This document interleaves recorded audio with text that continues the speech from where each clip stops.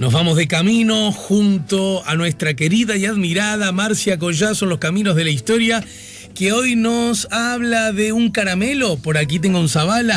Buen día y bienvenida, Marcia. Buen día, Alejandro, ¿cómo estás? Es que me acuerdo que mi abuelo me decía, por aquí tengo un Zabala. Y bueno, un caramelo emblemático, ¿verdad? Exactamente. Y la publicidad daba cuenta de por aquí tengo un Zabala. Y la carretilla aquella, vos sos muy joven, seguro que no te acordás de las cosas que te estoy contando. Estaba una carretilla, una especie de diligencia de plástico llenita de caramelos Zabalas. Era una de las presentaciones del emblemático caramelo. Sí. Un caramelo con identidad nacional, como quien dice, ¿no? Exactamente, sí, claro, de dulce de leche, ¿no? Sí, bueno, ¿y mirá. por qué hablamos, y por qué nos propones hablar de Mauricio de Zabala? Y bueno, porque justamente está más que vinculado a la historia de nuestro territorio, ¿verdad? De cómo nosotros llegamos a ser un día la República Oriental del Uruguay, más allá de los avatares políticos, digamos, que determinaron ese resultado, que hasta el día de hoy es polémico, pero en definitiva, tú sabes que esta región platense se conquistó y se pobló, digamos, colonizó por parte de España tardíamente, ¿no? Sí. Porque se la consideró durante mucho tiempo, literalmente esta frase te digo, tierra sin ningún provecho, ¿verdad? Tierra sin ningún provecho. Pensemos que desde que Colón llega a las Indias, al nuevo territorio en 1492, hasta que se puebla la banda oriental del Río de la Plata, pasó mucho tiempo, más de 200 años pasaron. Claro. Y eso, eso te está hablando de muchas cosas, porque en verdad ya se conocía, ¿verdad? La existencia del Río de la Plata, ya se conocía, había habido un montón de exploraciones y expediciones en busca de territorios místicos como el Dorado, incursionando tanto por el estuario del Río de la Plata como por el río Uruguay y Paraná. Y sin embargo, ya te digo, se las consideraba tierras sin ningún provecho porque no tenían lo más importante que buscaban los españoles, que eran dos cosas básicas: el oro, de ahí el territorio mítico del Dorado, Sí. y también, bueno, que hubiera brazos indígenas importantes para llevar adelante explotaciones de todo tipo. Entonces, como eso no lo había, recién empezó a haber cierto interés en estos territorios cuando se empezaron a poblar de una manera más o menos natural con ganadería. Ganadería que fue introducida por Fernando Arias de Saavedra, primer gobernador criollo de Paraguay, y también por los jesuitas desde diferentes puntos. Entonces, cuando se empezó a poblar de ganado, bueno, ahí empezó a tener más interés. No obstante, había una potencia imperialista de la época que ya había echado el ojo a estas tierras, que era ni más ni menos que Portugal. Entonces, justamente lo que motivó la intervención, la aparición en la historia de Bruno Mauricio de Zabala fue la competencia por la carrera imperialista en el Río de la Plata. Ajá. Entonces, los portugueses hicieron varios intentos, ¿no? El más famoso fue el de la Colonia del Sacramento. Pero después también se vinieron para acá. Básicamente vinieron a establecer una colonia en Montevideo. Ahí se desató el problema, ahí estalló el polvorín. Porque, primero que nada, voy a recordar por qué hablo hoy de Zabala. Hoy es 2 de octubre. Bueno, el 6 de octubre de 1682 nació este personaje, Bruno Mauricio de Zabala, un noble español, nació en el Palacio de Zabala de Durango, y murió a los 53 años en Santa Fe, Argentina. Murió en 1736, no se casó nunca, pero se sabe que tuvo al menos 2 hijos ilegítimos, que fueron María Nicolasa y Francisco Bruno. De este último se sabe bastante. Nació en 1718 y murió en 1800, y fue coronel y gobernador de las Misiones.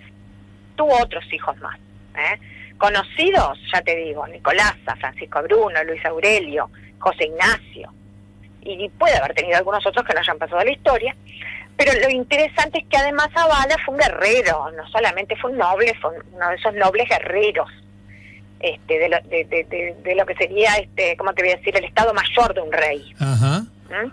Y estuvo en varios sitios memorables en su momento, como el sitio de Gibraltar, el de Lérida, y en la Guerra de Sucesión Española, y justamente en Lérida perdió una mano y parte del brazo, y desde entonces llevaba el muñón en cabestrillo, y para ciertas ocasiones colgaba del cuello una mano de plata.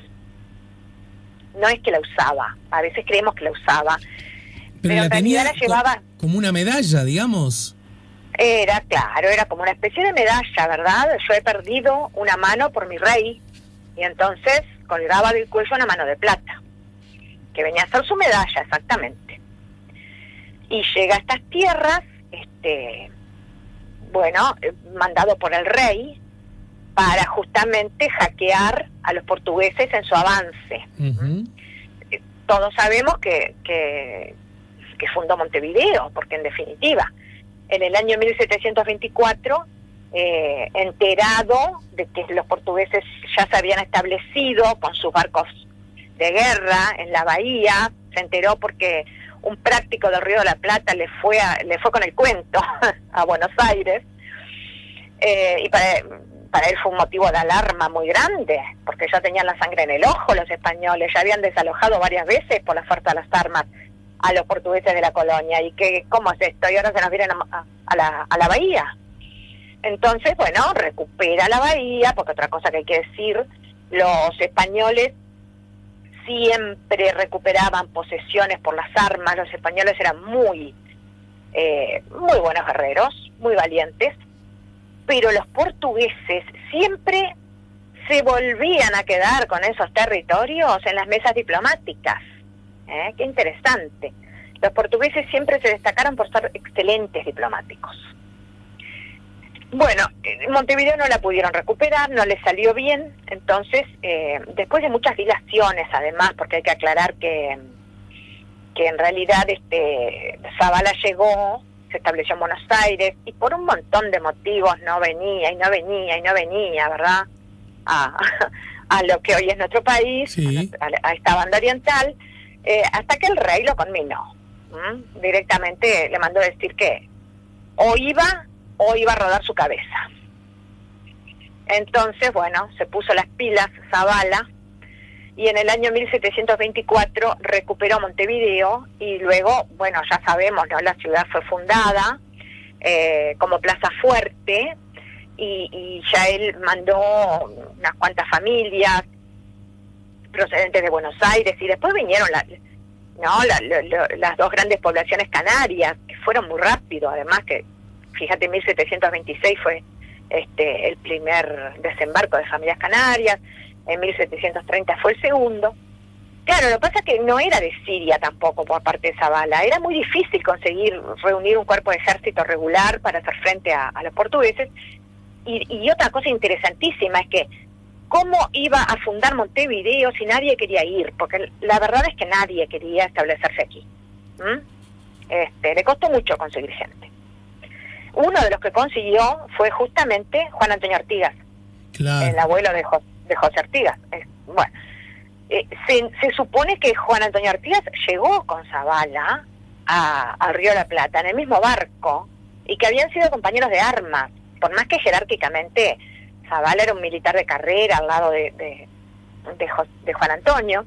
No obstante, tenían una camaradería muy grande, y es muy probable que se haya hecho valer de esa amistad para convencer a Juan Antonio, ¿verdad?, de venir a poblar Montevideo con su familia. Y también los Carrasco, porque Juan Antonio se había casado en Buenos Aires con Ignacia Javiera Carrasco, la abuela de José Artigas, y resulta que el clan de los Carrasco era muy emprendedor y bastante próspero ya en Buenos Aires. Así que se vinieron las 4 hermanas Carrasco, se vinieron en pelotón con sus respectivas familias, pero ya te digo, había un doble vínculo, ¿no?, porque estaba por un lado el interés de los Carrasco y estaba por el otro lado la amistad con Zavala. Zavala hizo bastante, hizo todo lo que pudo en realidad por ordenar el incipiente poblado de Montevideo. Tuvo que luchar, ahí sí te diría, contra el desorden y cierta desidia de los primeros pobladores, que por ejemplo se dice que era muy sucia esa primera ciudad. Sí. Una ciudad que no era tal todavía, era, ¿cómo te diría? Un montoncito de casas colocadas sobre la bahía, que además se llevaban muy mal con las autoridades militares del fuerte, porque no olvidemos que lo más importante era el fuerte español, que se estableció, que se llevó adelante, que se construyó en Montevideo para frenar el avance portugués, y se llevaban muy mal estos pobres pobladores civiles con las autoridades militares. Entonces, a su vez carneaban ahí nomás a la puerta de la casa prácticamente, dejaban los restos tirados, venían hordas de perros cimarrones en la noche a comerse esos restos, dicen que hasta algún tigre se apareció más de una vez. La vida era muy dura. ¿Tigres? Y Zavala, ¿Tigres dijiste? y los famosos, lo que se les llamaba a la época los tigres, sí, ¿no? Claro, que serían pumas, estos felinos propios de este continente, digamos. Exacto, pero ya la gente le llamaba tigres. Incluso el propio José Artigas relató en algún momento que en sus correrías como blandengue se vio despertado en mitad de la noche por una presencia extraña. Él estaba durmiendo en el suelo, ¿no? Como dormía todo el mundo en la época cuando andaba de campaña, y resulta que era un tigre que le estaba oliendo el cuerpo con quién sabe qué intenciones, ¿no? O sea que bueno, sí, era brava la vida, y Zavala en ese sentido se desempeñó con un gran celo, no podemos decir realmente que haya tenido desidia. Inclusive conminó varias veces a los pobladores a limpiar los restos, a no carnear más a las puertas de las casas, incluso formó brigadas de trabajadores civiles, ¿no?, para que se ocuparan justamente de todas esas tareas y de construir pozos para las fuentes de agua, etcétera, etcétera. O sea, a veces olvidamos toda esta parte de la historia, pero tuvo una presencia importante en lo que fue en ese momento el poblado chiquitito, humilde de San Felipe y Santiago de Montevideo, ¿no? Estamos después, hablando, porque sí, una de las cosas que siempre me ha llamado mucho la atención es que, a diferencia de otras ciudades, cuando se habla de Montevideo, no se habla de la fecha, sino se habla del famoso proceso fundacional. Y ahí metemos un montón de años, ¿no? Sí, no tantos años, pero sí unos cuantos, porque más o menos podríamos decir que fue de 1724 a 1730, Bueno, el proceso fundacional. Bueno, a eso me refería, que en general cuando hablas de las fundaciones de las ciudades, más allá de que siempre están en proceso, los años son mucho más acotados, ¿no es cierto? Claro. Siempre me ha llamado la atención eso, como, bueno, ¿cómo es? ¿Cuándo se fundó Montevideo? Bueno, y te dan una fecha que son 4 años, 6 años, según quién lo diga. Sí, ahí en realidad ahí podrías manejar algunas fechas más o menos precisas, como por ejemplo, ya te digo, 1726, la fundación del primer cabildo, ahí está. A instancias de Zavala, ¿no? Un cabildo también integrado por personas humildes, como él eran en su mayor parte los pobladores, que muchos de ellos no sabían leer y escribir, la mayoría no sabían leer y escribir, pero eran gente con mucha buena voluntad para hacer frente a todas esas cosas. También estaba de por medio la amenaza de los indios, que no eran indios muy encarnizados y muy belicosos, pero no obstante algún trabajo dieron, por ejemplo los indios minuanes, con los cuales parlamentó Juan Antonio Artigas muchas veces. Y entonces, bueno, así nace Montevideo, así inicia sus primeros pasos en la vida, ¿no? Bien. Y interesante también tener en cuenta por qué se quería poblar. ¿Cuál era el motivo? ¿Cuál era el objetivo? Claro, porque Si vos lo que querías era defender el territorio, te bastaba con construir un fuerte y con dotarlo de una guarnición militar. Sin embargo, no fue esa la intención. La intención era poblar justamente para enraizar a la gente al territorio. Se veía el poblamiento como la única medida efectiva para decir que el territorio estaba habitado. Y esto es interesantísimo y yo lo he desarrollado mucho, por ejemplo, en Amores y Marrones, ¿no? En mi primera novela histórica. Ver la casa de familia, ¿verdad? Con los niños corriendo frente a la puerta, ver el humo que sale de la chimenea, el fogón encendido. Eso era el sinónimo de poblar una tierra. No era llenar un fuerte con soldados que hoy están y mañana no están. Claro. Entonces es muy importante eso, porque además a través de eso yo rescaté a la figura femenina. Mirá que me llevó un tiempo, no vayas a creer, me llevó un tiempo llegar a esa conclusión. Pero claro, al escribir una novela histórica te tenés que ilustrar muchísimo, pero no solamente tenés que leer historia. Porque si vos solamente lees historia no podés escribir eso. Tenés que reflexionar en lo que está detrás. Entonces yo me di cuenta de que en realidad la mujer tuvo un papel importantísimo que hoy debería ser destacado en la población, en la fundación de Montevideo. Porque inclusive hay un pasaje de la novela en donde aparece Ignacia Javiera y dice, bueno, pero entonces para poblar una tierra se necesitan mujeres, ¿verdad? Se necesitan mujeres. Y por lo tanto nosotras, le hago decir, nosotras somos también el brazo, ¿no? El brazo armado del rey español, porque en definitiva venimos a asegurarle y a cuidarle la tierra, y venimos a habitarle la tierra, y venimos a procrearle la tierra, porque con nuestros vientres se asegura la permanencia de las generaciones en el suelo.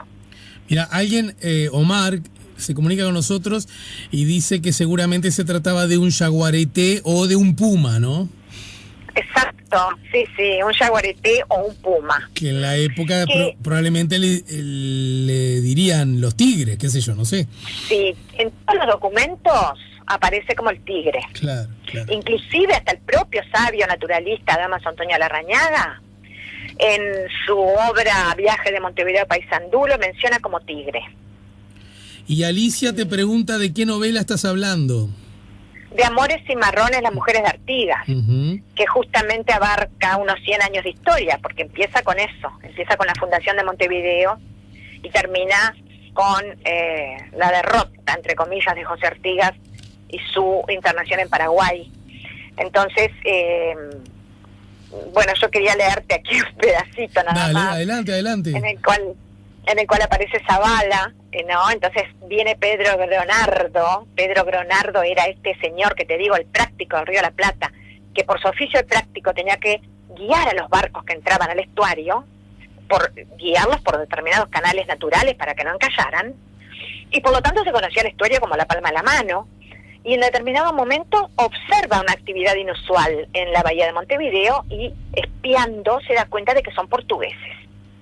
Entonces llega y hay una escena, ¿verdad?, en la cual lo rodean a Pedro Gronardo, diga qué pasó, ¿verdad? Dice, bueno, lo que pasó fue que vi 3 barcos portugueses, verdaderos elefantes de guerra. No sé cómo entraron tan sigilosamente a la bahía.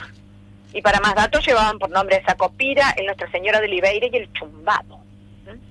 Y Excelencia le dice, no han de venir ni de paseo ni con buenas intenciones. Y entonces Zavala le dice, ¿y qué más? ¿Cuántos eran? ¿Qué pretendían? En total serían unos 300 hombres, dice Pedro Gronardo, y han de ser ya conocedores del terreno, por la manera en que se dirigieron derechamente a la mejor zona de atraco de los buques. La mejor, murmuró Zavala, la mejor sin duda, Excelencia.